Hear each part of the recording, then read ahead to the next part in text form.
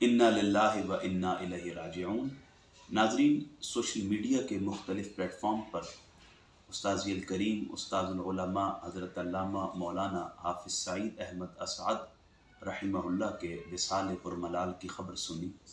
दिल इंतहाई रंजीदा है और कैफियत मुस्तरब। मैं अल्लाह रब्बुल इज़्ज़त की बारगाह में दुआ करता हूँ कि उस्ताज़ करीम की कामिल बख्शिश व मग़फ़िरत फ़रमाए और पूरी दुनिया में जो आपके तलामिज़ा हैं, मुताक़िदीन हैं, मुतवस्सिलीन हैं, मुहिब्बीन हैं और बिलख़ुसूस जो अहले ख़ाना है, अल्लाह रब्बुल इज़्ज़त उन्हें इस दुख की घड़ी में सब्र जमील और अजर अज़ीम अता फ़रमाए।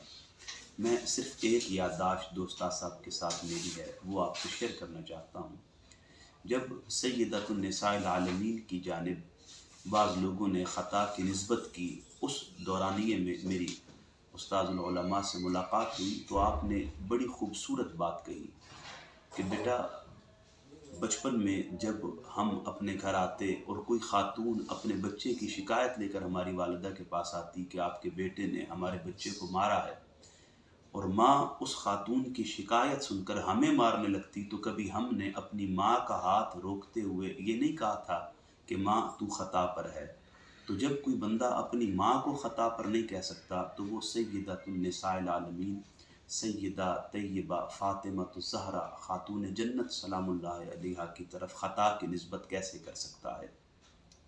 जब ये आप जुमले कह रहे थे तो सय्यदाए कायनात से वफ़ा और ग़ुलामी के सबब आपकी आंखों में आंसू जारी थे और वो बड़े रंज के साथ इन जुमलों का इजहार कर रहे थे। सय्यदाए कायनात से बेलौस मोहब्बत का और आपसे ग़ुलामी का इजहार कर रहे थे। बस ये एक वाक़या चूँकि मेरे सामने हुआ, मेरे तजर्बे में था, मुशाहिदे में था, तो मैंने चाहा कि आज उस्ताज़ करीम के विसाल पुरमलाल की ख़ब्र के साथ आप दोस्तों के लिए ये वाक़या भी शेयर करूँ।